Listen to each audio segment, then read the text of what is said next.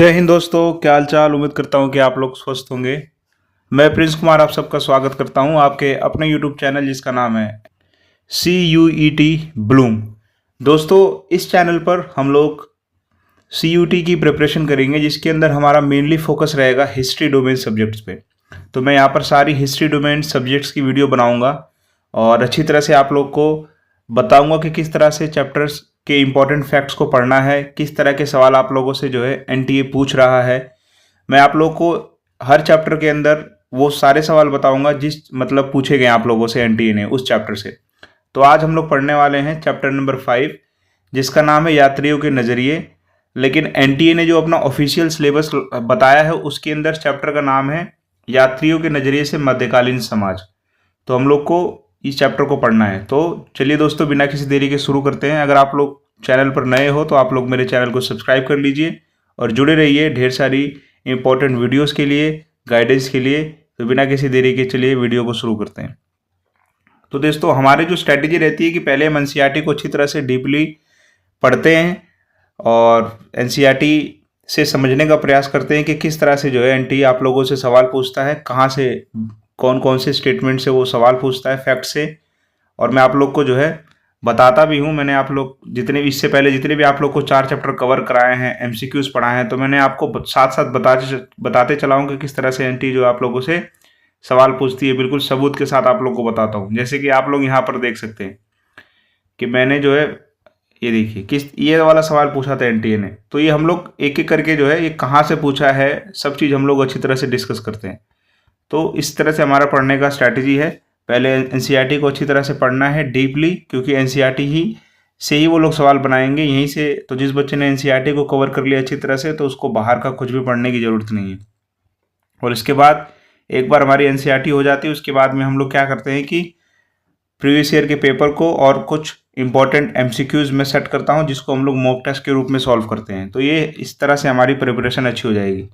तो चलिए दोस्तों शुरू करते हैं। तो देखिए, जो इंपॉर्टेंट फैक्ट्स हैं उसको पहले ही से मैंने अंडरलाइन कर रखा है जो आप लोग को एग्जाम के लिए रेलेवेंट हो जाते हैं। तो मैं आप लोगों से क्या उम्मीद करूंगा कि आप लोग जो है इन फैक्ट्स को अपनी नोटबुक में नोट डाउन करते जाइए और इसको रिवाइज करते जाइए। तो देखिए, पहला फैक्ट क्या है जो आप लोगों से सवाल बन सकता है कि हम लोग को पता है कि इस वाले चैप्टर के अंदर कई सारे यात्री आए थे अलग अलग देश से। तो हो सकता है कि आप लोगों से 3-4 यात्री और उनके देश से मिलान करने के लिए सवाल पूछ दे, जो कि पूछा गया था 2024 के अंदर। मैं आप लोग को बताऊंगा आखिरी में। तो इस तरह से आप लोग को एक एक स्टेटमेंट को ध्यान से पढ़ना है। तो चलिए शुरू करते। देखिए, हेरात से आए राजनयिक अब्दुल रजाक समरकंदी। तो हम लोग को क्या पता होना चाहिए कि अब्दुल रजाक समरकंदी कहाँ से आए थे? हेरात से आए थे। तो इनकी जगह बहुत इंपॉर्टेंट हो जाती है। आखिरी में एक सवाल भी पूछा गया है यहाँ से। 3-4 जो है यात्री दे दिए गए हैं और उनके स्थान दे दिए गए हैं। तो मिलान करने थे कि भाई कौन सही स्थान से कहाँ से आया। तो ये आप लोग को पता होना चाहिए, इसलिए बहुत इंपॉर्टेंट हो जाता है। अगला देखिए ध्यान से, अल बरूनी जो 11वीं शताब्दी में कहाँ से आए थे? उज्बेकिस्तान से। उसके बाद में इब्न बतूता कहाँ से आए थे? 4वीं शताब्दी मोरक्को से। और फ्रांसीसी यात्री फ्रांसो बर्नियर कहाँ से आए थे? फ्रांस से आए थे। तो ये 3 यात्री तो इस चैप्टर के अंदर बहुत इंपॉर्टेंट है। इनकी बुक्स मेनली इन 3 यात्रियों के बारे में बात की गई है। तो इनकी बुक्स आप लोग याद रखिएगा, वो भी हम लोग आगे डिस्कस करेंगे। इनका स्थान कहाँ से ये लोग आए थे, जैसे कि अल बरूनी उज्बेकिस्तान से आए थे और आपके इब्न बतूता मोरक्को से आए थे और फ्रांसीसी फ्रांसो बर्नियर फ्रांस से आए थे। तो ये 3 तो हम लोग को पता होने चाहिए, लेकिन इनके अलावा कई सारे यात्रियों का जिक्र है इस बुक के अंदर।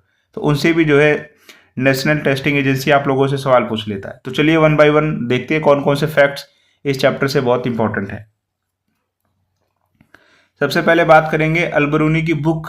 आप लोग को पता होनी चाहिए इनकी बुक का नाम क्या था दोस्तों? इनकी बुक का नाम था दोस्तों किताब उल हिंद। क्या नाम था दोस्तों? किताब उल हिंद। तो आप लोग को बिल्कुल रटा होना चाहिए कि अल बरूनी ने अपनी बुक लिखी थी किताब उल हिंद। और कौन सी भाषा के अंदर लिखी थी दोस्तों? तो इन्होंने अपनी जो बुक थी ये अरबी भाषा के अंदर लिखी थी। कई बार ये भी सवाल पूछा जाता है कि उनकी बुक कौन सी भाषा के अंदर लिखी गई। तो चलिए थोड़ी सी जानकारी देखते हैं। अल बरूनी का जन्म कहाँ हुआ था दोस्तों? उज्बेकिस्तान में ख्वारिज़्म में हुआ था। कब हुआ था? 973 में हुआ था। वह कई भाषाओं का ज्ञाता थे जिनमें सीरियाई भाषा उनको आती थी, फारसी भाषा, हिब्रू तथा संस्कृत भी शामिल थी। तो कई बार आप लोगों से ये सवाल भी पूछ लेगा कि अल बरूनी को निम्नलिखित में से कौन कौन सी भाषाएं आती थी। तो आप लोगों को पता होना चाहिए कि सीरियाई, फारसी, हिब्रू तथा संस्कृत उसके बाद में 1017 में ख्वारिज़्म पर आक्रमण हुआ। किसने आक्रमण किया था दोस्तों? सुल्तान महमूद ने। और वो अपने साथ कई सारे विद्वानों को सॉरी, कई सारे कवियों को जो है अपने साथ कहाँ लेके चला गया? गजनी लेके चला गया। तो आप लोगों को पता होना चाहिए कि अलबरूनी को कौन अपने साथ लेके गया था, कौन सा सुल्तान लेके गया था? तो सुल्तान महमूद। तो ये भी आप लोगों से पूछ सकता है, क्योंकि इब्न बतूता से रिलेटेड एक सवाल पूछा है, वो आगे हम लोग डिस्कस करेंगे जब इब्न बतूता के बारे में पढ़ेंगे। तो आप लोग को पता होना चाहिए कि जो आप लोग के अलबरूनी थे, इनको कौन लेके गया था? सुल्तान महमूद। कहाँ लेके गए थे? गजनी लेके गए थे। ये जानकारी बहुत इंपॉर्टेंट हो जाती है एग्जाम के लिहाज से। आगे देखिए, अब थोड़ी सी बात करेंगे किताब उल हिंद के बारे में। यहाँ से किस तरह के सवाल आप लोगों से पूछ सकता है। तो पहला तो मैंने आप लोग को बता दिया कि भाई किताब उल हिंद कौन सी भाषा के अंदर लिखी गई थी? तो अरबी भाषा में लिखी गई थी। ये आप लोग को पता होना चाहिए। इससे पहले हम लोगों ने जो विचारक विश्वास, इमारतें, महाभारत, इन सब में हम लोगों ने पढ़ा कि पुस्तक जो थी, चाहे वो नाट्य शास्त्र हो, चाहे आपकी मृच्छकटिकम कटिकम हो, ये कौन सी भाषा में लिखी गई? तो इससे भी सवाल पूछ सकते हैं। तो इसी तरह से किताब उल हिंद की भाषा भी आप लोगों से एग्जामिनर पूछ सकता है। ठीक है, तो पता होना चाहिए कि अरबी भाषा के अंदर लिखा गया था। और इस पुस्तक में मेन मुद्दा क्या था, किस चीज़ के ऊपर लिखा गया था? तो एक विस्तृत ग्रंथ था जिसके अंदर धर्म के ऊपर, दर्शन के ऊपर, त्योहारों के ऊपर, खगोल विज्ञान के ऊपर, ठीक है, इन सब चीज़ों के ऊपर इस बुक को लिखा गया था। इन तमाम बातों को जो है बुक के अंदर लिखा गया था। दो चीज़ें याद रखनी है, किताब उल हिंद अलबरूनी की बुक है, कौन सी भाषा के अंदर है? अरबी भाषा के अंदर है। किस चीज़ के ऊपर इसमें बात की गई? तो धर्म, उपदेश, त्योहार, ठीक है, सारे कल्चर के बारे में बात की गई। तो ये चीज़ आप लोग को पता होनी चाहिए। चलिए आगे बढ़ते हैं,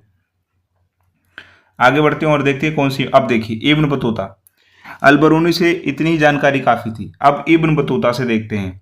इब्न बतूता की बुक का नाम क्या था दोस्तों? इब्न बतूता एक यात्री थे जो मोरक्को से आए थे। इनकी बुक का नाम था रिहला। इन्होंने जो बुक लिखी थी रिहला। अब ध्यान से देखिए, इब्न बतूता द्वारा अरबी भाषा में लिखा गया उसका यात्रा वृत्तांत, यानी कि ट्रैवल अकाउंट जिसको बोलते हैं, कि इंसान जब यात्रा करता है तो उसके अनुभव अपनी बुक में लिखा था उन्होंने। रिहला कहा जाता है। 14वीं शताब्दी में भारतीय उपमहाद्वीप के, ठीक है, उन्होंने उपमहाद्वीप की यात्रा की थी, तो उन्होंने अपने सारे अनुभव अपनी रिहला पुस्तक में लिखे थे। और ये कौन सी भाषा के अंदर थी? तो ये भी जो थी आपकी अरबी भाषा में लिखा गया था। अलबरूनी की बुक और इब्न बतूता की बुक दोनों ही अरबी भाषा में लिखी गई थी। उसके बाद में देखिए, कहाँ से आए थे ये? मोरक्को से आए थे। ठीक है, तो आप लोगों से पूछ सकता है। जिस तरह से अलबरूनी आपके उज्बेकिस्तान से आए थे, इसी तरह से इब्न बतूता आपके मोरक्को से आए थे। तो ये जानकारी बहुत इंपॉर्टेंट हो जाती है एग्जाम के लिहाज से। आगे देखिए, ये अब देखिए, यहाँ पर देखिए, उसने दिल्ली के सुल्तान मोहम्मद बिन तुगलक जो है, इनको एक तरह से शरण देते हैं, ये इनके राज दरबार में जाते हैं। तो इसी तरह से आप लोगों से एग्जाम में पूछ लेगा कि भाई बताइए, इब्न बतूता को कौन से राजा ने संरक्षण दिया था? तो आप लोगों को पता होना चाहिए कि सुल्तान मोहम्मद बिन तुगलक ने दिया था। ठीक है, हाँ। आगे देखिए ध्यान से, आगे अब एक शब्द है जिस पे आप लोगों से सवाल पूछ सकता है, जैतून। जैतून क्या होता है? जो आज क्वांजू के नाम से जाना जाता है। ठीक है, तो आप लोग को पता होना चाहिए। ये भी एक छोटी सी जानकारी लेकिन बहुत इंपॉर्टेंट है। ये भी एग्जाम के अंदर पूछी जा सकती है कि भाई क्वांजू का मतलब क्या होता है? तो क्वांजू का मतलब जैतून होता है। जैतून एक फल होता है जिससे तेल निकाला जाता है। तो ये हो गया दोस्तों। और आगे बढ़ते हैं, देखिए और क्या इंपॉर्टेंट फैक्ट आप लोग के एग्जाम के लिहाज से जरूरी है। अब हम बात करेंगे फ्रांसवा बर्नियर के बारे में। किसके बारे में? फ्रांसवा बर्नियर के बारे में। कहाँ से आए थे? फ्रांस से आए थे। इनकी बुक का नाम क्या था? Travels to the Mughal empire, क्योंकि ये मुगल साम्राज्य के जो बादशाह थे उनके शासनकाल में आए थे। ठीक है, अब देखिए, अब इस चीज़ को ध्यान से देखिए। अभी आप लोग को मैं एक सबूत दिखाने वाला हूँ कि जो मैं पढ़ा रहा हूँ कितना रेलेवेंट है दोस्तों, कितना जरूरी है आप लोग के एग्जाम के लिए। मैं टू द पॉइंट पढ़ा रहा हूँ और यही चीज़ आप लोग के एग्जाम के अंदर पूछी जाएगी। तो देखिए, फ्रांस का रहने वाला फ्रांसवा बर्नियर एक चिकित्सक, ठीक है, यानी कि एक तरह से डॉक्टर, राजनीतिक दार्शनिक तथा एक इतिहासकार था। ठीक है, तो हम लोग को फ्रांस से आने वाले फ्रांसवा बर्नियर के बारे में एक डिटेल मिल गई कि भाई एक तरह से वो डॉक्टर भी था, राजनीतिक दार्शनिक भी था और एक इतिहासकार भी था। अब देखिए, 2024 में इसी पे सवाल पूछा था। किसने? एनटीए ने। सवाल क्या पूछा था? आप लोग पढ़ सकते हैं, देखिए। सवाल था कि निम्नलिखित यात्रियों में से कौन एक इतिहासकार था, डॉक्टर था और एक राजनीतिक दार्शनिक था? तो राइट आंसर क्या है दोस्तों? राइट आंसर है आपका फ्रांसवा बर्नियर। तो बताइए कितना इजी सवाल है। यही बीच में से स्टेटमेंट उठा करके आप लोगों से सवाल बना दिया है। अब जिस बच्चे ने एनसीईआरटी बुक नहीं पढ़ी होगी, जो इस भरोसे होगा कि भाई चलिए यूट्यूब पे बहुत सारे टीचर हैं, टॉप 200 क्वेश्चन करा रहे हैं, टॉप 500 क्वेश्चन करा रहे हैं, टॉप 100 क्वेश्चन करा रहे हैं, क्या उस सवाल से, उन सवालों से थोड़ी ना आप लोग के ये सवाल निकल जाएंगे, आप लोग क्रैक कर दोगे जब तक आप एनसीईआरटी नहीं पढ़ोगे। क्योंकि एनसीईआरटी सबसे इंपॉर्टेंट है, फंडामेंटल एनसीईआरटी। वो एनटीए वाले सवाल ही आप लोगों का एनसीईआरटी से बनाएंगे, तो आप लोग तब तक इस सवाल को डील ही नहीं कर पाओगे। आप लोग को ये पता होगा कि भाई फ्रांसो बर्नियर का बुक का नाम क्या है, कौन से देश से आए थे, लेकिन ये थोड़ी ना पता होगा आप लोग को। तो जो बच्चा एनसीईआरटी बुक को लाइन बाय लाइन पढ़ेगा, इसका मतलब उसने जो है 80% बैटल को जीत लिया है। 20% बैटल वो प्रैक्टिस करके प्रीवियस ईयर जो है मॉक लगा करके अपना पूरा कंप्लीट कर लेगा 100%।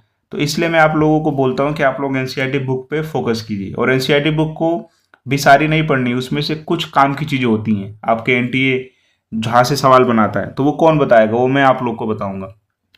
ठीक है, देखिए कितना इजी था। जिस बच्चे को पता होगा कि भाई ये, तो आराम से इस सवाल का आंसर दे दिया होगा है ना। तो उम्मीद करता हूँ कि आप लोग को समझ में आ गया होगा। चलिए आगे बढ़ते हैं। नेक्स्ट देखिए, नेक्स्ट इन्फॉर्मेशन जो आप लोग के एग्जाम से बहुत इंपॉर्टेंट हो जाती है। मेरा काम है कि आप लोग को टू द पॉइंट बताऊं, ज़्यादा समय आप लोग का बर्बाद ना करूं, क्योंकि आप लोग को ऑलरेडी बहुत सारी डोमेन को पढ़ना है। तो मेरा है कि मैं हिस्ट्री जो है आप लोग को बिल्कुल अच्छी तरह से प्रिसाइज और टू द पॉइंट और काम की चीज़ बताऊं, जो आप लोग के एग्जाम के अंदर आएगी। आगे देखिए, आगे देखते हैं, आगे बढ़िए। अब आप लोगों से सवाल ये भी पूछ सकता है कि भाई इब्न बतूता जो था, मोरक्को से आया था, तो उसके लिए कई सारी चीज़ें, कई सारी भारतीय चीज़ें थी ना, बहुत ही एक्साइटेड थी, जिसको उसने कभी देखा नहीं था इससे पहले। तो दो चीज़ों को देख करके जो है उसको बड़ा ही एक तरह से अमेज हो जाता है दोस्तों, है ना, चौंक जाता है। पहली चीज़ तो क्या थी कि भाई वो नारियल नारियल उसके लिए नया चीज़ था, और दूसरी चीज़ थी पान। अब तो इस इंफॉर्मेशन से एनटीए किस तरह से सवाल बनाएगा आप लोग को पता है। वो बोलेगा कि बताइए निम्नलिखित में ऐसा कौन सा यात्री था जिसके लिए नारियल और पान दो बहुत ही अचंभित कर देने वाली विस्मयकारी चीज थी। तो कौन सा यात्री था जिसके लिए दो चीजें बहुत ही विस्मयकारी थी, तो वो आपका इब्न बतूता था। तो इस तरह से भी एनटीए आप लोगों से सवाल पूछेगा। तो जिस बच्चे को पता होगा, जिसने पढ़ रखा होगा, वो अच्छी तरह से उसका आंसर दे देगा बढ़िया तरीके से और नंबर स्कोर कर लेगा। तो ये चीज़ आप लोग को जो है यूट्यूबर्स नहीं बता रहे हैं। वो तो बस सोच रहे हैं कि टॉप 100, टॉप 200, टॉप 300 सवाल करा देने से जो है पूरा सिलेबस हो जाएगा। तो ऐसा बिल्कुल नहीं होने वाला है। जब तक आप फंडामेंटल एनसीईआरटी है इसको आप लोग नहीं पढ़ोगे, तब तक आप किसी भी सवाल का अच्छी तरह से आंसर ही नहीं दे पाओ। क्योंकि एनटीए आप लोगों से 100 कदम आगे चलता है। वो सवाल को इस तरह से बनाएगा कि बच्चे के सर के ऊपर से चला जाएगा, जब तक उसने एनसीईआरटी नहीं पढ़ी होगी, तो है ना। तो आप लोग को पता होना चाहिए। तो याद हो गया आप लोगों को कि नारियल और पान कौन से यात्री के लिए जो था बिल्कुल ही नया था, तो इब्न बतूता के लिए जो था बिल्कुल नया था। आगे बात करते हैं, आगे बात करते हैं। उम्मीद करता हूं कि आप लोग मेरी बताई गई प्रत्येक जानकारी को नोटबुक में नोट डाउन करके उसको रिवाइज कर रहे होंगे, क्योंकि यही आप लोग को रिवीजन में हेल्प करने वाला है। चलिए फिर आगे देखते हैं। अब देखिए, इब्न बतूता एक और चीज से बहुत चकित हुआ था। वो क्या था दोस्तों? डाक प्रणाली। उस समय जो भारत के अंदर डाक प्रणाली थी ना, उससे भी काफी ये प्रभावित था। तो आप लोगों से ये भी सवाल पूछ सकता है कि कौन सा यात्री जो था भारतीय डाक प्रणाली की कार्य कुशलता देख करके बहुत ही ज्यादा चकित हुआ था। तो कौन था दोस्तों? वो इब्न बतूता था। ठीक है, चलिए फिर आगे बढ़ते हैं। नेक्स्ट देखते हैं। अब देखिए यहाँ पर जो है फ्रांसो बर्नियर की बुक का नाम है। ठीक है, तो फ्रांसो बर्नियर की बुक का नाम क्या था दोस्तों? Travels in the Mughal empire. ठीक है, travels in the Mughal empire किसी की बुक है दोस्तों? फ्रांसो बर्नियर की। तो याद रखिएगा, ये भी आप लोगों से सवाल पूछा जा सकता है। ठीक है, तो ये तमाम जानकारी थी। आगे देखते हैं और क्या जानकारी इस बुक के अंदर जो एनटी आप लोगों से जिस पर सवाल पूछ सकता है। तो देखते हैं, आगे बढ़ते हैं। हाँ, अब यहाँ पर देखिए एक और सवाल आप लोग को मैं दिखाने वाला हूँ। देखिए, पढ़ेंगे इसको और बताऊंगा मैं कि मैं जो पढ़ा रहा हूँ कितना जरूरी है और कितना टू द पॉइंट प्रिसाइज है। तो देखिए आप लोग, जब इब्न बतूता सिंध पहुंचा तो उसने सुल्तान मोहम्मद बिन तुगलक के लिए भेंट स्वरूप यानी गिफ्ट के रूप में, उपहार के रूप में क्या क्या चीजें ली दोस्तों? घोड़े लिए, ऊंट लिए, दास खरीदे। जब वो मुल्तान पहुंचा तो उसने गवर्नर को किशमिश के बादाम के साथ दास और घोड़े भेंट किए। तो देखिए इतनी सी जानकारी कि भाई उसने जो है मोहम्मद बिन तुगलक के लिए घोड़े, ऊंट तथा दास खरीदे। अब इसी पे एनटीए ने सवाल बनाया था। आप लोग सवाल देखिए, आप लोग सवाल देखिए और आप लोग खुद बताइए कि जो मैं पढ़ा रहा हूं कितना रिलेवेंट है कि नहीं है। किस विदेशी यात्री ने मोहम्मद बिन तुगलक के लिए उपहार के रूप में घोड़े, ऊंट और दास खरीदे थे? Same to same ditto statement उठा ली है। अब बता सकते हैं कितना आसान सवाल जो पूछा है, इसका राइट आंसर क्या होगा दोस्तों? इब्न बतूता।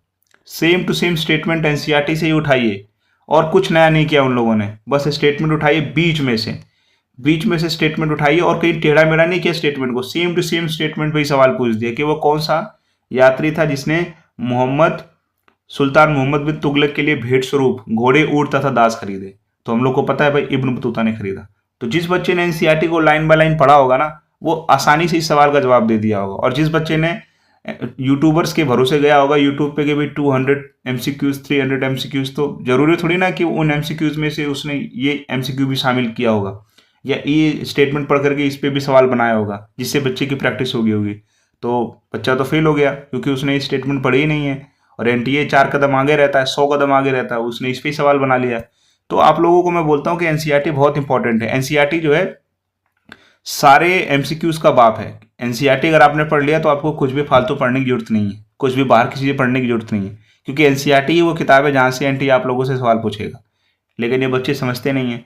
बच्चों को लगता है कि 400 सवाल 300 सवाल करके वो जो है हिस्ट्री डोमेन में अच्छा नंबर ले आएंगे। तो आप लोग गलत हो, क्योंकि आप लोग जो एग्ज़ाम देने जा रहे हो ना, उसको सेट करने वाले बहुत स्कॉलर लोग हैं।